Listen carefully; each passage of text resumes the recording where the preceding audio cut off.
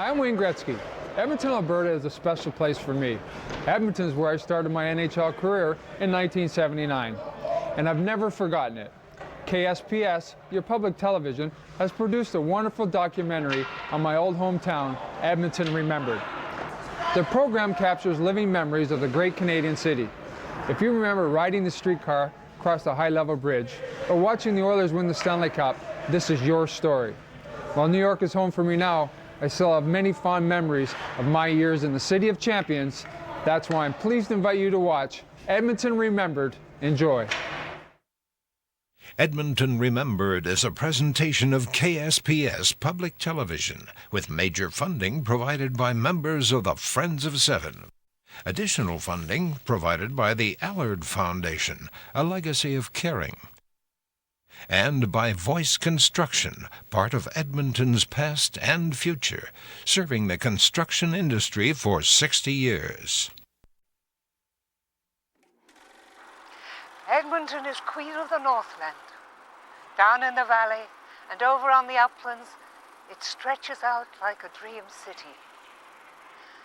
Edmonton is a place of fascinations for Cree and cowboy, trapper and trader, governor and judge, senator and soldier, engineer and explorer, priest, professor, and pioneer, each doing his best to build a great city high on the banks of the Saskatchewan. And it will be a great city. But to my way of thinking, never more interesting than now. It is good to live in these first days, when the foundations of things are being laid. They had an air compressor for the brakes, and the electric motors chuckled. When you pulled up and stopped to load passengers or unload passengers, you could hear the chuckle of the motors underneath, and that's the only way I can describe the sound that they made. Traffic was light. In fact, the only traffic control was on 1st Street in Jasper, and they had a policeman there with one of those signs that you turn, and he'd blow his whistle and turn the sign for go, blow his whistle and turn his sign to go the opposite direction. That was the only control that was on in those days. One thing that you remember is the cigar smoke. All hotel lobbies in those days were, they were just bursting with old cigar smoke. There were spittoons in the lobby. Remember those? I've heard a lot about this Edmonton City of Champs, and I said, but you know, it wasn't the Oilers that did it. It wasn't the football team that did it. It was the Edmonton Grads. That's when it first started. Some Sunday afternoons, there'd be so much skating because it's just round and round and round to the band. The ice would just be slush by the end of the day. They had this dream. It's like an impossible dream. They were going to open the north. And I used to watch them and think, what they've seen, what they can do. It wasn't the airplane, it was these men and such ambition. Nothing was impossible. That just took a little longer.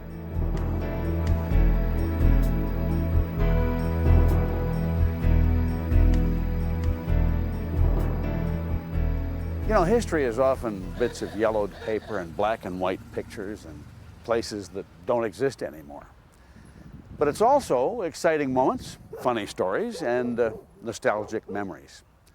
Hello, I'm Tommy Banks, and this is Edmonton, Alberta in the 1920s. Edmonton's my hometown, and if it's yours, or if you've ever lived here, you know that Edmonton has a very special history. In the next hour, you and I are going to step back into the pages of the past and bring some of that history to life. Like this streetcar, for example, it's for us, and it's part of what Edmonton remembered.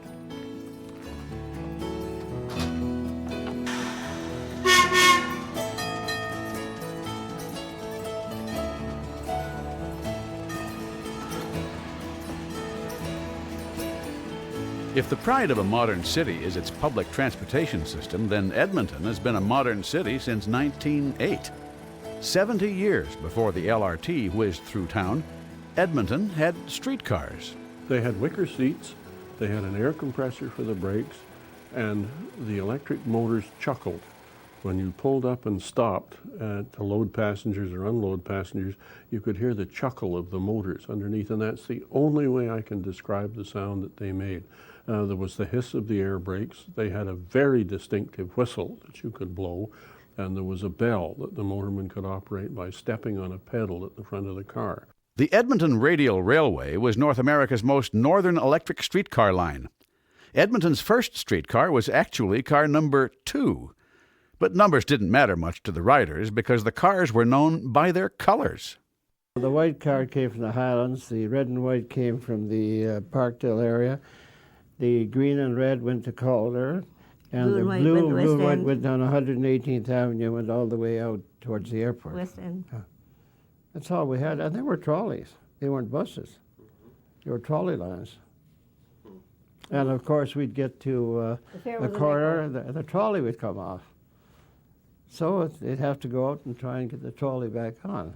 There was a great big coal box right at First and Jasper, so that whenever they went through the center of town, the motorman would get out and load up the coal. So when the coal box went out, late every fall, that was sort of a sign of winter. When we lived just west of the city here on an Indian reserve called Enoch, we used to drive our horses to the West End, and we'd tie the horses up, and if it was wintertime, we'd cover them up so they wouldn't get cold. And of course they were fed, and they were tied to your wagon or your sleigh, whatever it was. And then we would take a streetcar downtown, which was, quite a bit faster than driving that extra 5 or 6 miles. Streetcars were just one of the things that made the first decade of the 20th century one of the most exciting times to be alive in Edmonton, when the foundations of things were being laid. Edmonton became a city in 1904, Alberta became a province in 1905, and Edmonton was selected as its capital city. In 1906, the University of Alberta, the first university in the province, was founded in Edmonton by the province's first premier, Alexander Rutherford. The community of South Edmonton became the city of Strathcona in 1907, and the two cities amalgamated in 1912. In their infant years, the combined communities of Greater Edmonton were the heart of the Western Prairie, bustling with 30,000 residents. The traffic was light. In fact, the only traffic control was on First Street in Jasper, and they had a policeman there with one of those signs that you turn. And he'd blow his whistle and turn the sign for go, blow his whistle and turn his sign to go the opposite direction. That's the First Street in Jasper. That was the only control that was on in those days. Yeah. East-west traffic was no problem in early Edmonton, but north-south traffic had to cross the river. For many years, the only reliable way across the North Saskatchewan was by Walter's Cable Ferry. John Walter charged a quarter for every vehicle and a dime for every person. Walter was Edmonton's first really wealthy man. The real solution to the problem of crossing the river, though, was not boats, but bridges, 4 of them. The most dramatic of these, across the top of the river canyon, would change the city forever. Construction on the high-level bridge began in 1910 and continued for 3 years. When the bridge opened to traffic in 1913, it offered the highest crossing of a river by a streetcar in the world and was the 4th longest bridge in all of Canada. Edmonton's high-level bridge was built at a cost of more than $2 million and the lives of 4 workmen. Its steel girders would stretch 500 miles if laid end to end and were assembled with 1,400,000 rivets. In the heat of summer, the bridge was as much as 2 feet longer than it was in the cold of winter because of the expansion and contraction of the steel. The high-level bridge was a double-decker, the only bridge of its kind in the world at the time. It had a 2-lane road with sidewalks on the bottom deck and 3 pairs of rails on the top. The inside track carried the trains of the Canadian Pacific Railway. The outside tracks carried the streetcars of the Edmonton Radial Railway. The river was more than 150 feet below. The favorite excuse that kids would write for being late at Garneau School was the streetcar fell off the high-level bridge. You know, I tried to sit on the inside so I wouldn't have to look down at the water because it drew you, you know. And all you could see was the water in the river. You couldn't see any of the bridge unless you were on the inside seat. It was scary. Originally, streetcars crossed the high-level bridge with the door opening off the edge. Departing a stalled car gave one fear of departing this earth. Crossovers were later installed at each end of the bridge to eliminate this risk of life. Still, the river was a long way down. And if it was a windy day, it would really kind of shake like this. Oh, it used to be scary when you were on the riverside. But actually, the streetcars were a lot of fun. Streetcars were instrumental in Edmonton's growth as a city. They made it easy for people to work downtown and live in the suburbs like Garneau, the Highlands, or Calder. No matter where people lived, the center of business was still downtown. Jasper Avenue was alive, absolutely alive. You went downtown, everybody went down. It was the only place to shop, except for the odd department store like Murray and Farrow over on the south side. People came downtown to shop, and people came from rural areas. They'd come in on the train or on the bus, or if they had a car, they'd come in the car to shop. Jasper Avenue was where it all happened. Even if you had no money, you'd just wander around. And if you had little money, there were places like Picardy's where you could get a soda or a milkshake. Or the Bay Basement had a soda fountain, and I think for a nickel you could have a cherry Coke. But when your allowance was 10 cents a week, you had to be careful. You could get a what do you call a hamburger steak? Salisbury steak with mashed potatoes and gravy, or French fries. It's for 15 cents. I used to get a quarter. I used to go to a movie for a dime, take 15 cents and go to the White Spot and have a wonderful meal for all of 15 cents. Then, of course, there was the American Dairy Lunch, which was downstairs, and you could look up through those glass bricks and see people walking by. There were some great hangouts in those days that were of amazingly good quality. Decades before the dawn of the information age, there was a place in downtown Edmonton that knew what was going on around the world and could tell you in almost any language. Mike's Newsstand on 101st Street and Jasper Avenue.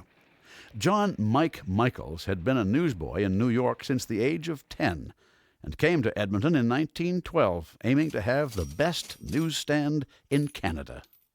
Mike was on to something quite quickly. He realized that everybody in Edmonton at that time, like Mike himself, had come from somewhere else, and what went on in the hometown was still very big. So Mike opened a stand right on the street at First and Jasper and started bringing in hometown papers. It had a very grubby wooden floor that went all the length of the newsstand, and there was cigars and tobacco and pipes and things on this side where you paid. On the right-hand side, there was magazines and magazines and magazines and magazines. There was always people in it. A lot of people used it instead of the library, actually, I think. You know, they'd stand and read and read and read. Mike's Newsstand was popular for more than just newspapers and magazines. Mike's was also the city's ticket booth, scoreboard, and meeting place for generations. John Michaels was more than just the man behind Edmonton's biggest newsstand. He was also one of the city's biggest civic supporters. Perhaps the most notable of Michael's contributions to his adopted hometown was the founding of the Edmonton Journal Newsboys Band in 1913 to help combat juvenile delinquency. The sole prerequisite for joining the band was that the boy had to be a paper carrier. No previous musical training was necessary. The Edmonton Journal Newsboys Band, later called just the Edmonton Newsboys Band, earned acclaim as the largest band in all of Canada and one of the finest bands in all the world before it was brought to an end by the Depression in 1929. One of the characters who was often spotted near Mike's Newsstand and elsewhere downtown was a fellow by the name of Pete Jameson, North America's only self-appointed unofficial town crier. He would advertise anything. Baseball games, football games, movies, events, concerts, whatever. He marched, he didn't walk. He strode with his head back and his shoulders back, and he swung his arms, and he bellowed through this megaphone that he carried with him. And everybody knew Pete Jameson. He was just a marvelous fellow. Saturday was Market Day in downtown Edmonton. Market Square was in the shadow of the Civic Block, which was City Hall at the time. The market was part indoors, part outdoors, and part of most everyone's life. The place I think I loved most of all, my mother used to take me downtown every Saturday morning because that was when she would do her shopping and she needed an extra hand to carry all the groceries home. And we would go to the Edmonton City Market. And my mother used to meet all her friends there, so for her it was a social occasion. Starting in 1912, Market Square drew hundreds of people from miles around to buy and sell homemade and homegrown merchandise. City met country here, and just about anything that barked, meowed, squealed, or clucked was for sale. Very little health inspection then. There was piles of chickens, there was piles, these are all dead of course in there, piles of chickens, ducks, geese, turkeys, piled up on the stalls, no refrigeration. They left the heads on and they wrapped the heads in newspaper and put a elastic band around them, so you had all these chickens with all their heads hanging over the sides of the counters. It was quite unique when I look back at it. There was time for recreation too in early Edmonton. Many families packed a Sunday lunch and rode the streetcar to East End Park, renamed Borden Park in 1916 after Canada's 8th Prime Minister, Sir Robert Borden. 150 acres of lush grass and trees where people could picnic, play, and enjoy the band concerts. Borden Park had one of Edmonton's first municipal swimming pools, a small zoo, and a variety of the latest carnival amusements, including a merry-go-round, a dark ride called the Old Mill, and an enormous wooden roller coaster. Noticeably absent from helping lay the foundations of things in Edmonton was fully 50% of the population. Women were not considered persons anywhere in the Commonwealth and were therefore not allowed to vote. People who believed this was wrong started the suffrage movement. One of Edmonton's leading suffragettes was author Emily Murphy, the first female police magistrate in the entire British Empire. Murphy and 4 other women, together known as the Famous Five, worked tirelessly all their lives to advance the cause of equality for women. I'm not going to say ahead of their time. It should have happened long before. But women who had the courage and the guts to stand up and say, no, you can't do this. This has to be, women have to have the vote. Women are part of this country and part of the people who built it. Alberta women won the right to vote in municipal and provincial elections in 1916. Canada declared women were persons in 1929. Judge Murphy retired from the bench in 1931, and she died in 1933. Emily Murphy may not have built the foundations of things, but she did build the foundations of a people. Flowers are left regularly at the statue in Emily Murphy Park to honor her for having done so. Edmonton has grown up a great deal since its first days as a city. At more than 250 square miles, Edmonton is now one of the largest metropolitan areas in Canada. One of the many prides of this modern city remains its public transportation system. Added in 1978, the LRT was the first light rail transit system in North America. The high-level bridge, while still the centerpiece of Edmonton's cross-river traffic system, is now one of 9 bridges across the North Saskatchewan. But Edmonton has not forgotten its past. It's still possible to ride a streetcar across the high-level bridge. This particular car from Osaka, Japan, was going to be scrapped for parts until it found a new home in Edmonton. Today, it runs in a fleet of old streetcars in the hands of the Edmonton Radial Railway Society. The star of the Society's collection is Edmonton Streetcar No. 1, a veteran of 1.5 million miles of public service when it was the last streetcar retired in 1951. This car is the sole survivor of Edmonton's original city streetcars. Ridership of the Edmonton Radial Railway Society's streetcars at Fort Edmonton Park is now approaching 200,000 people a year, 10 times what Edmonton's population was when streetcars were new here nearly a century ago. Other pieces of Edmonton's past are still here too. This is what's left of one of Edmonton's old cable ferries, now resting on the riverbank behind the John Walter Historic Site.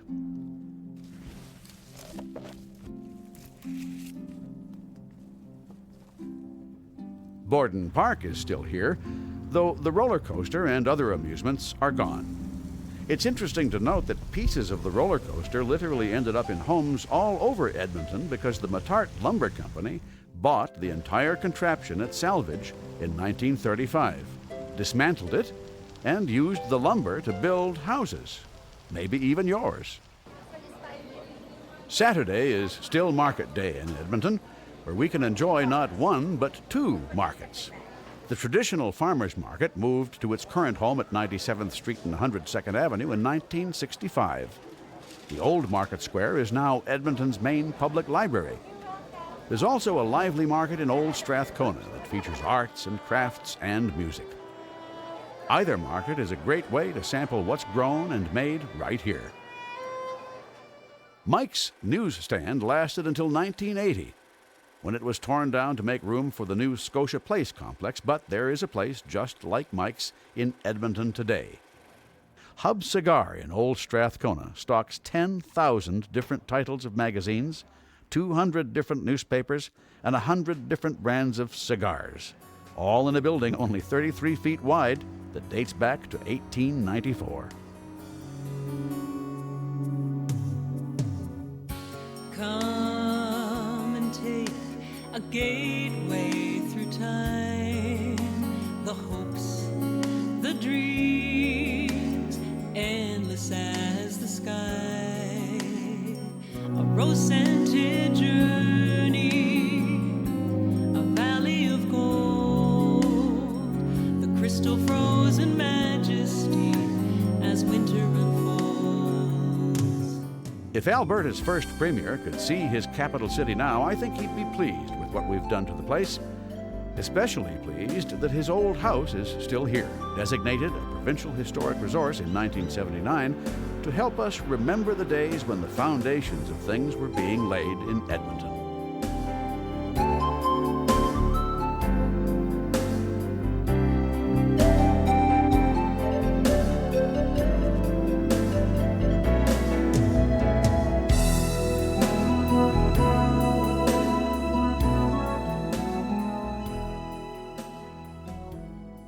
Well, if Edmonton were a kingdom, this would be its palace, the Hotel Macdonald. Edmontonians fondly call it the Mac. We're on the south side of the hotel, on the patio and gardens overlooking the North Saskatchewan River Valley. Believe it or not, at one point in the hotel's history, this was a parking lot.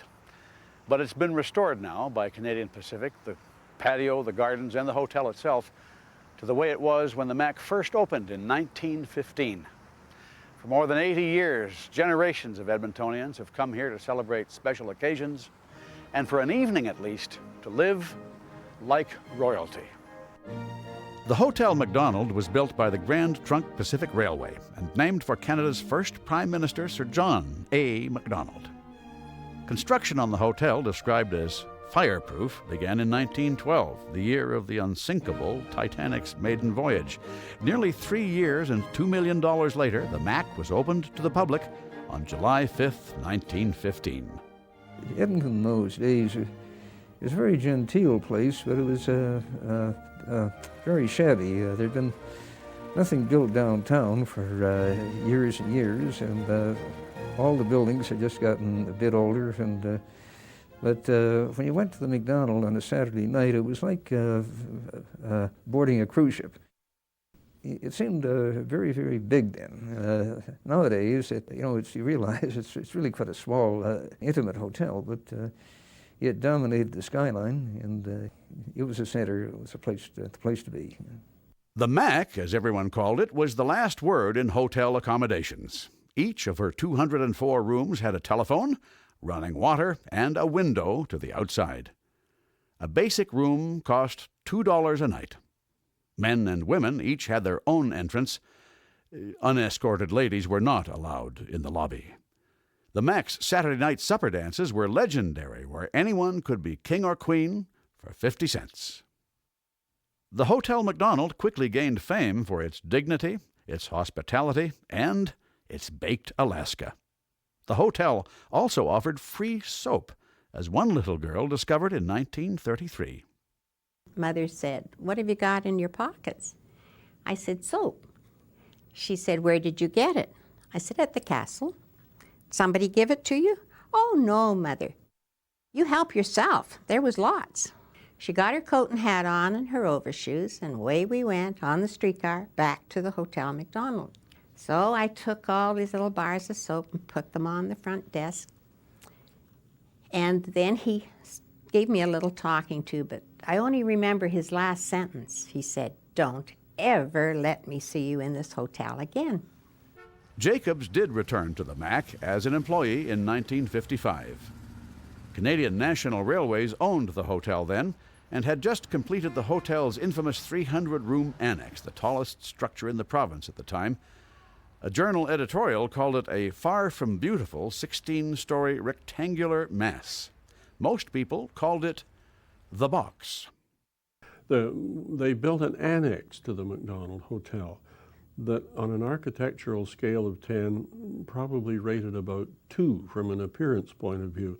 And people visiting Edmonton, you would often point and say, "That's the Macdonald Hotel, and that's the box it came in." The box lasted more than 30 years until Canadian National brought it down during a huge renovation project in the mid-1980s. During the renovation, Canadian National lost interest in the hotel business and in restoring the Mac. Everyone, no matter who you spoke with, said, "When are they going to open that hotel? That's our pride and joy of Edmonton, is the Hotel Macdonald." And I think everyone felt the same way as I did, that this building should not be standing empty. It should be reopened. Get at it. The Hotel Macdonald was sold to Canadian Pacific Hotels and Resorts in 1988 for $260 million. Renovations resumed, and the hotel was brought back to life. The Mac was back. The Hotel Macdonald reopened to the public on the 15th of May, 1991. My band and I were honored to play that night here in the Empire Ballroom. The days when the Mac was the tallest building on Edmonton's skyline have long since passed. A big city has grown up around her. Still, she remains what she was when she was brand new, a palace on the plains, a place where we ordinary people can have an extraordinary time.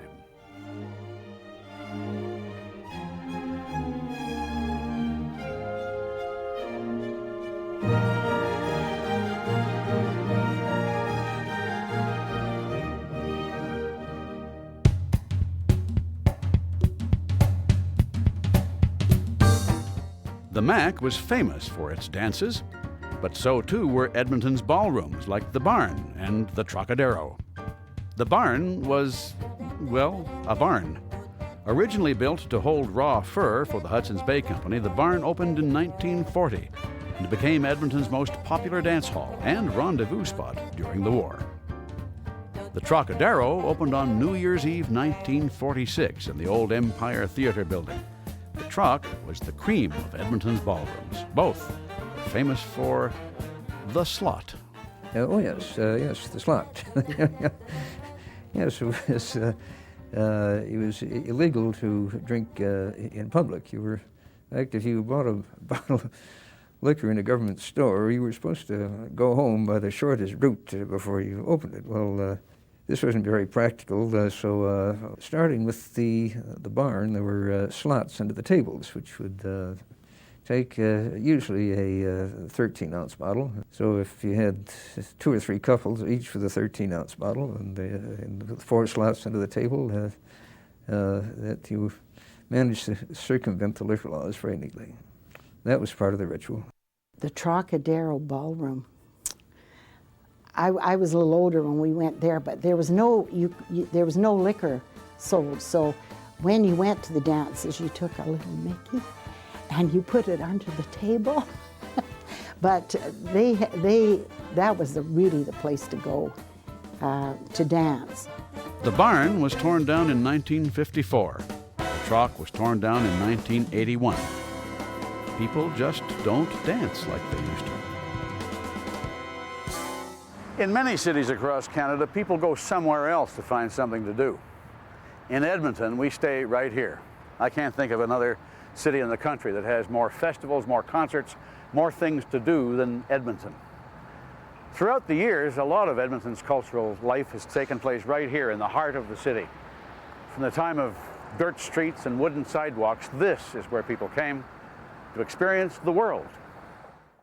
Edmonton has been a theater town from the beginning. There's been some form of organized dramatic entertainment here since 1886, including opera, vaudeville, and plays.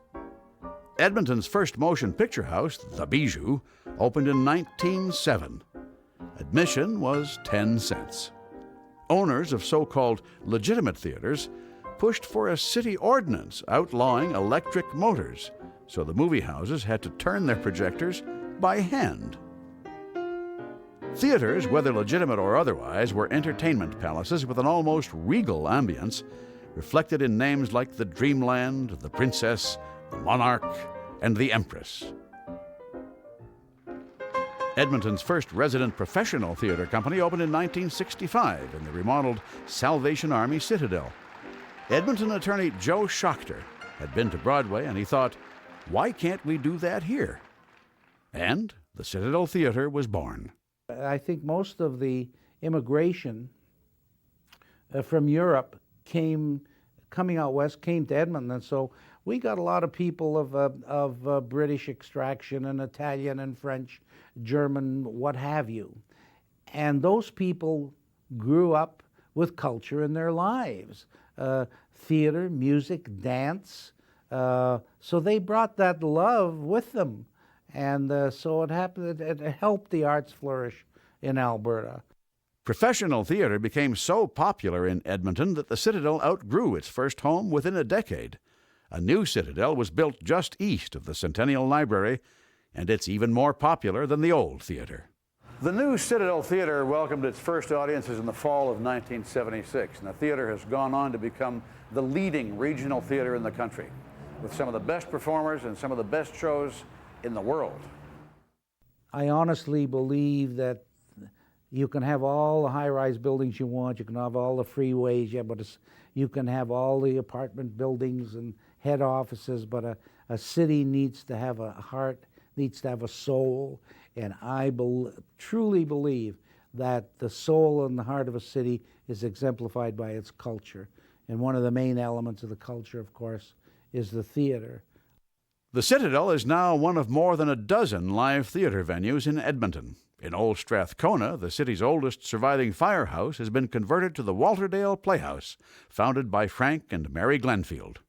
People have created their own special place in the arts, as they have with hockey and with football here too, but there's been this very strong arts community, and I think it's to do with the weather. But I think also there's a correlation between sports and theatre here, and people often say, "Oh my God, what do you mean? You know, and I say, well, yes, there is the same sort of, you know, we happy few, we band of brothers between the theatre people as between the people to do with the Oilers and the Eskimos. I think that there is that same feeling of it's ours, you know? A piece of local culture for which Edmonton has earned world fame is its Ukrainian dance troupes, two of them.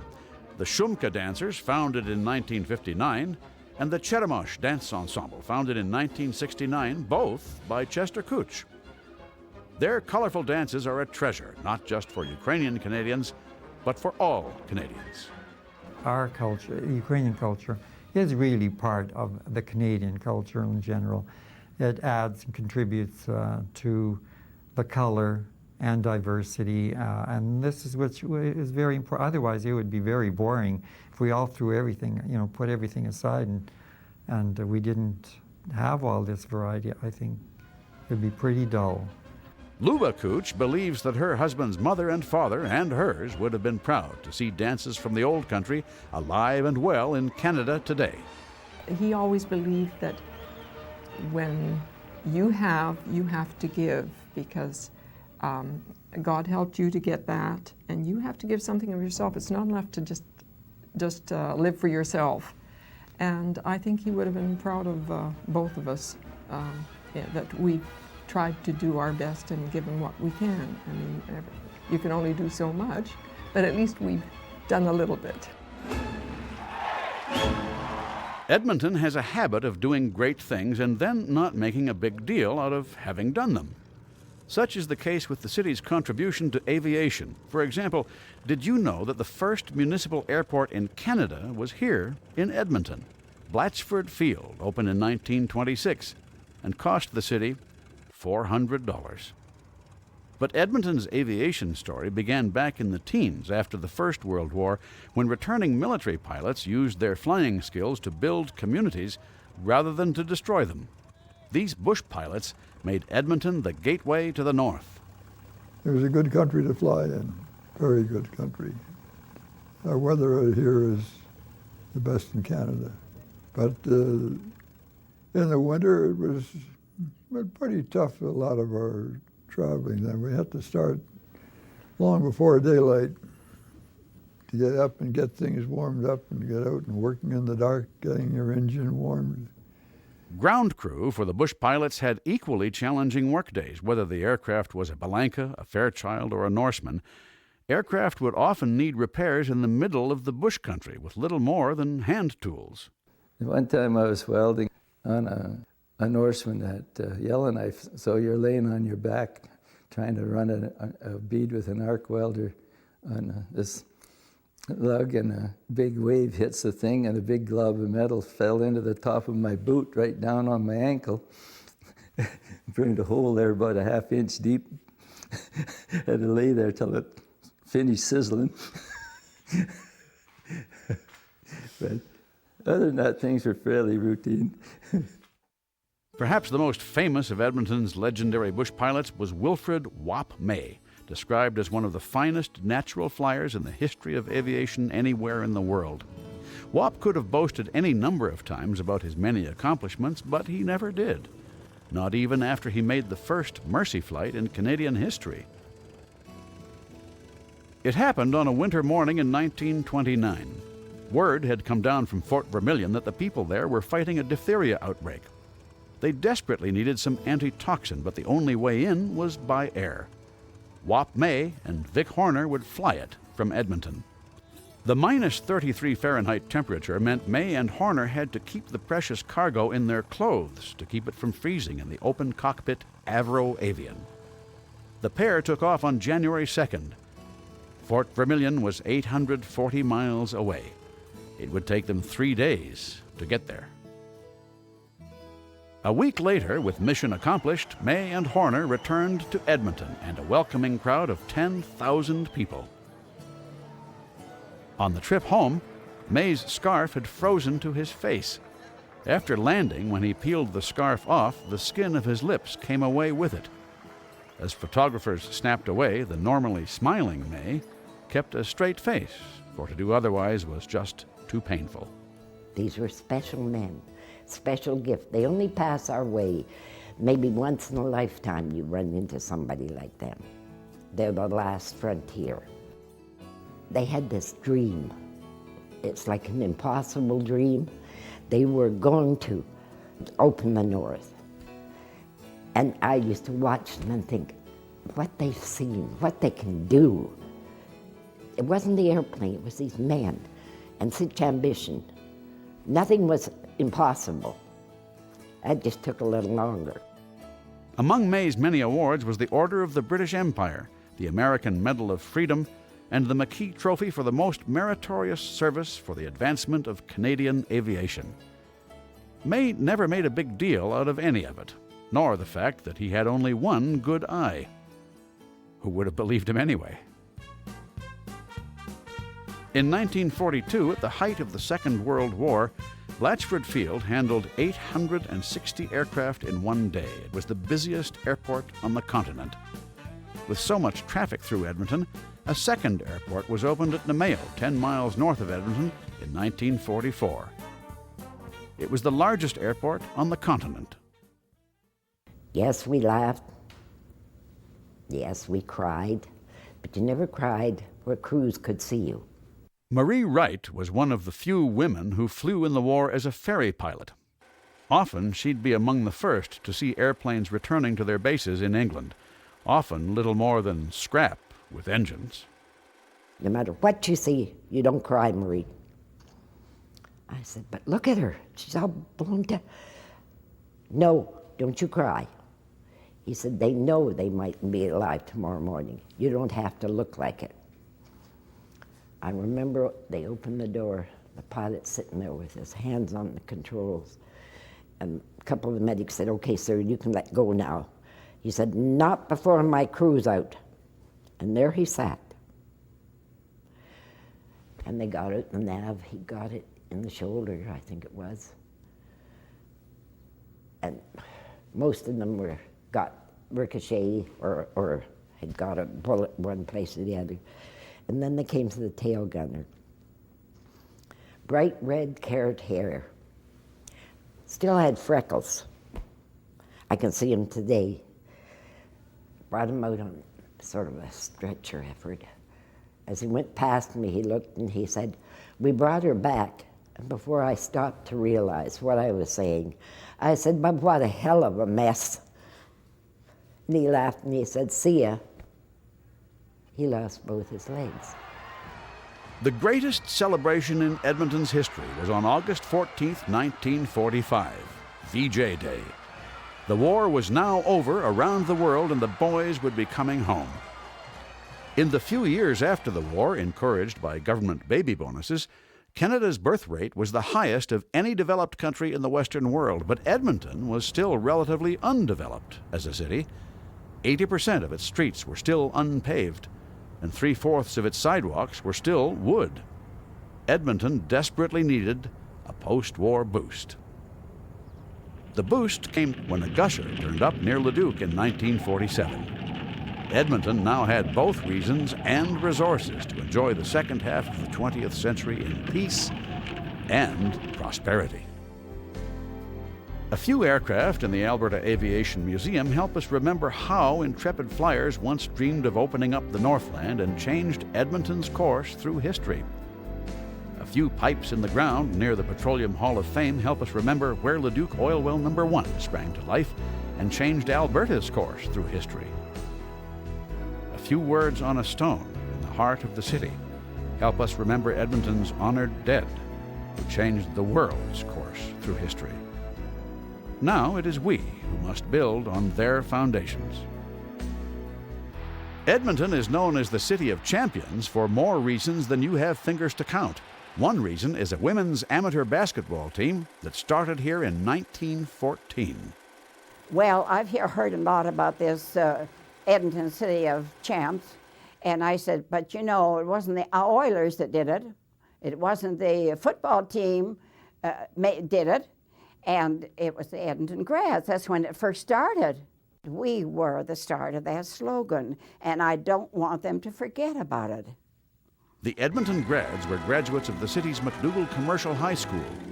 Unbelievably, in their quarter century on the boards, the Grads played 522 games and lost only 20, a 96% win record.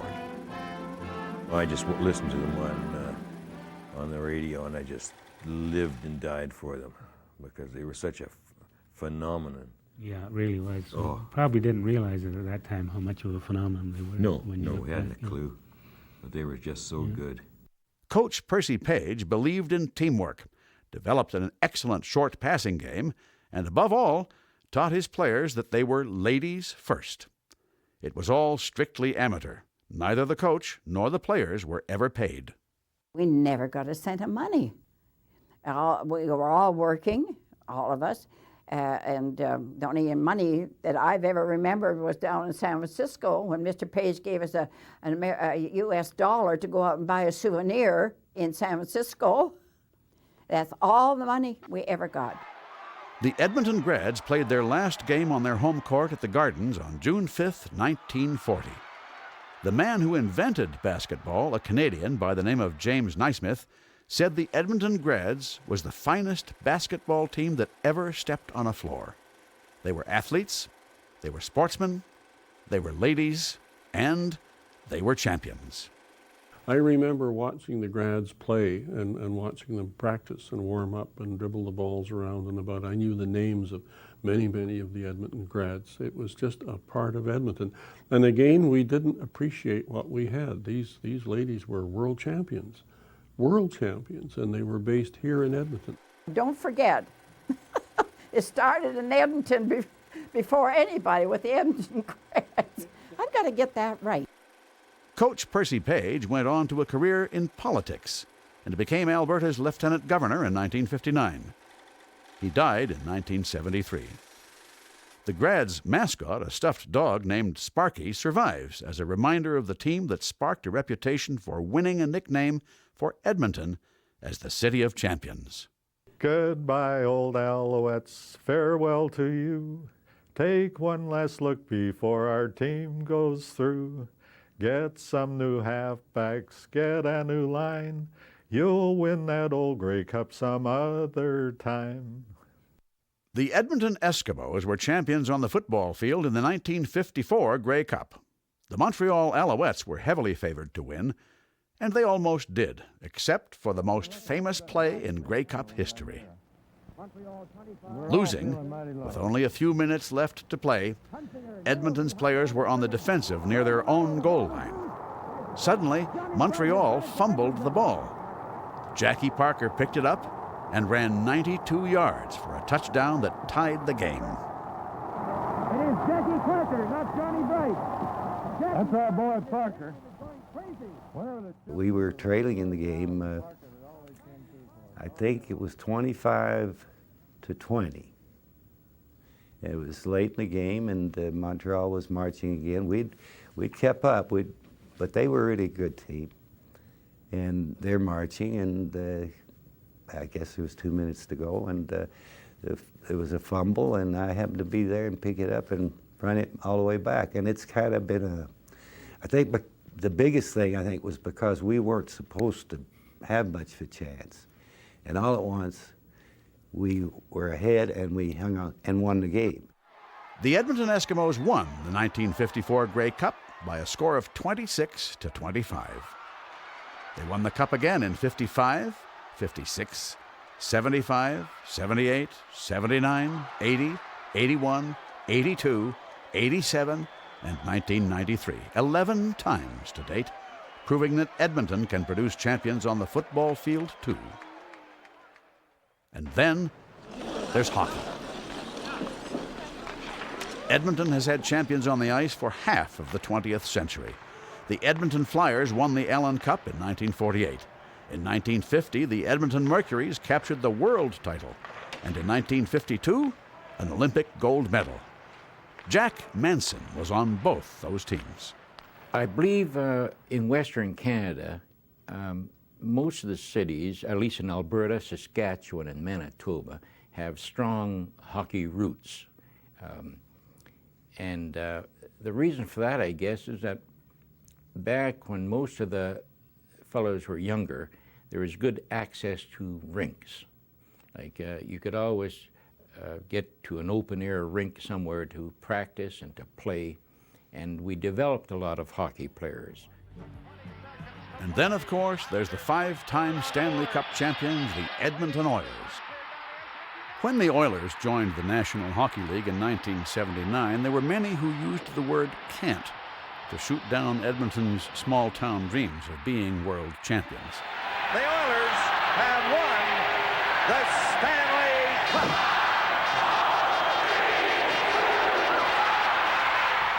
But the word changed to can when the Oilers won their first Stanley Cup in 1984, their 5th year in the league, and went on to win it 4 more times after that. Maybe that's what gets people going, the word can't. You know, you can't do it because this or because of that. And I look at it the opposite way. I think it's a great challenge to do it when people tell you you can't do something. And I think the people in Edmonton are the same way. The little team that could won the Stanley Cup in 1984, 85, 87, 88, and 90, 5 times in 7 years. Those who were part of that magical decade for hockey in Edmonton remember the feeling of being crowned world champions. Your entire life flashes before your eyes when you finally do win a championship, or in our case, win the Stanley Cup. You know, grew up dreaming that, hoisting the cup over our heads. We, in fact, in the playoff runs the previous years, we would plaster pictures of previous Stanley Cup winners like Jean Beliveau with the cup over his head, and Bobby Clark and Bobby Orr, and we all tried to sort of envision ourselves doing it in a fun sort of way. So when it actually did happen, it was a phenomenal moment. Kevin Lowe still skates for the Oilers, not as a player any longer, but as a coach.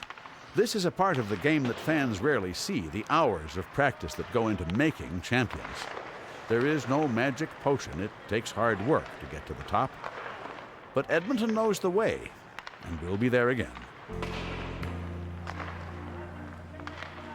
Edmonton remembers Lowe's former teammate, the gangly teenager who stepped on the ice in an Oilers uniform back in 1979 and changed the game. Wayne Gretzky will forever be called the Great One for what he did for the sport of hockey, and Edmonton will forever be proud because he did it here. Wayne is one guy that's never really said the wrong thing, been in the wrong place at the wrong time, never gets a speeding ticket. You know, he's really different than most people, and that's why he's such a great player. He lives on a different planet than most of us do, and he played on that planet. He saw the game different. He understands it differently. He's been a terrific ambassador for the NHL. Many of Edmonton's champions were brought home on radio. Radio was an exciting thing when it came to Alberta in 1922. CJCA was the first on the air in the province with studios in the Edmonton Journal newsroom.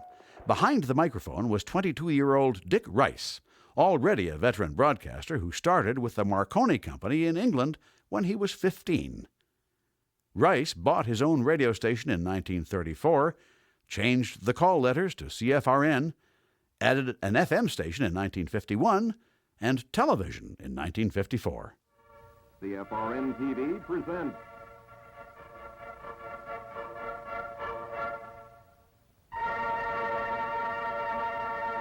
News in Review. Well, hi once again, baby. Many adults in Edmonton today remember growing up with CFRN's kids shows, including Popcorn Playhouse.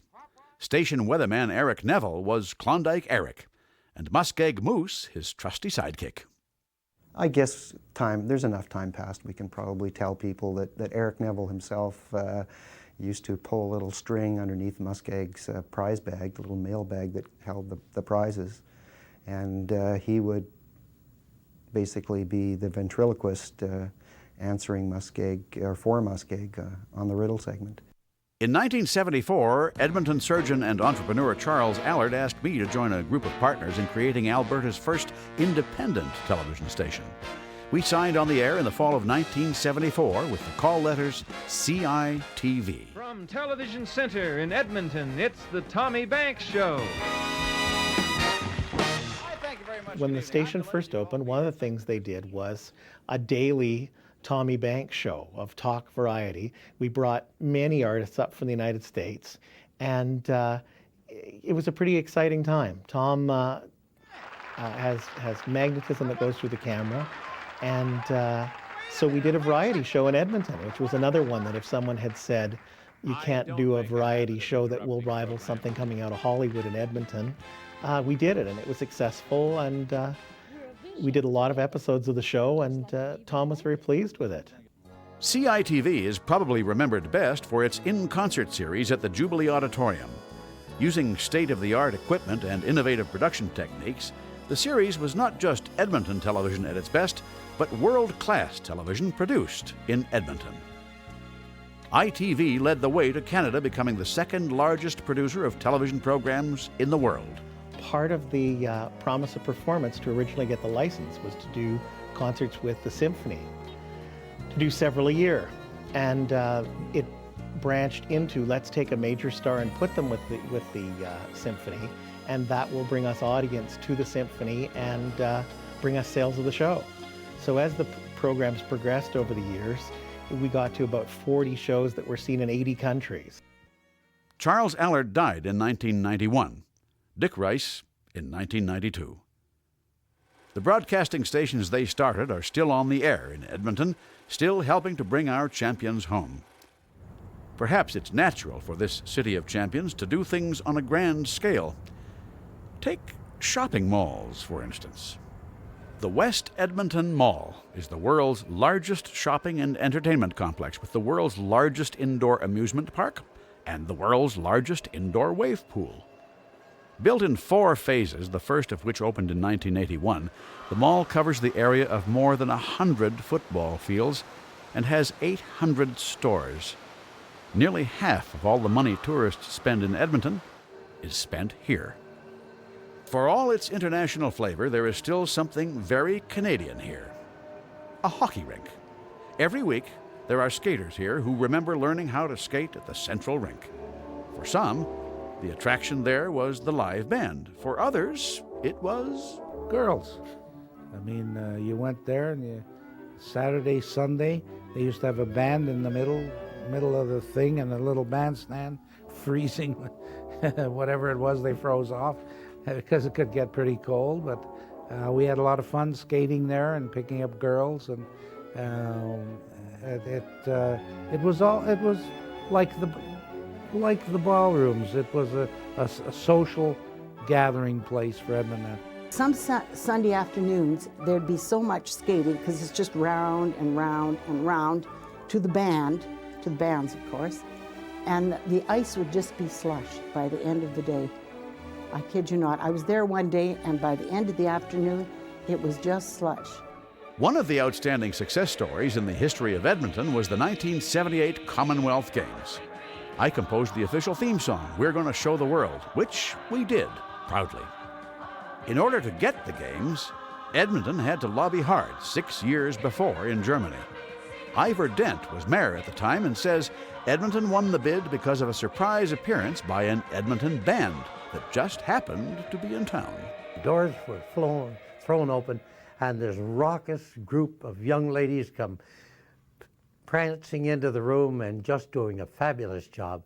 And people backed away because they were going to get run over if they didn't. And they marched around and around the room 3 or 4 times and then back out the doors. This so enthralled the audience that they just were, there was pandemonium. They really loved that little little episode.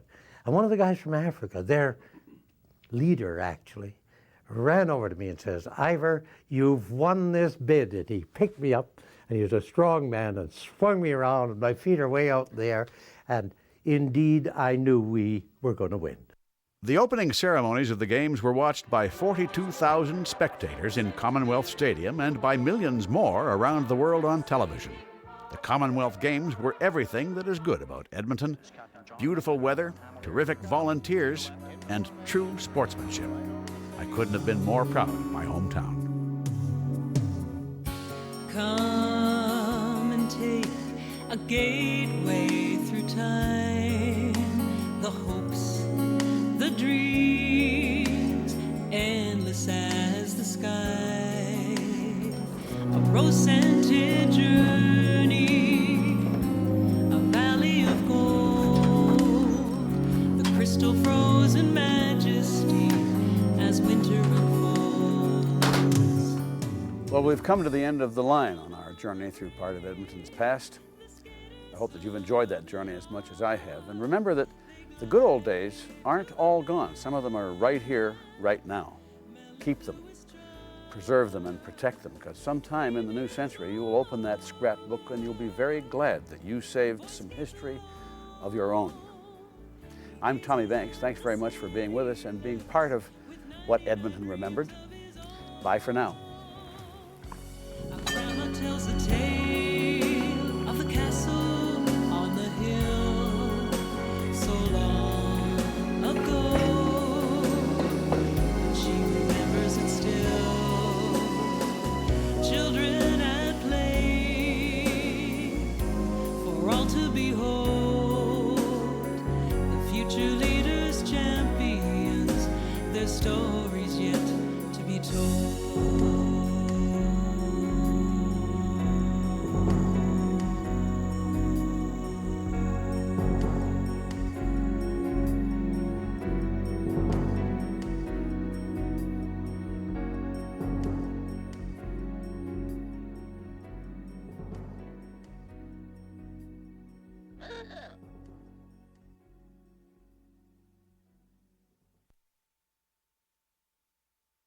Edmonton Remembered is a presentation of KSPS Public Television with major funding provided by members of the Friends of Seven. Additional funding provided by the Allard Foundation, a legacy of caring, and by Voice Construction, part of Edmonton's past and future, serving the construction industry for 60 years.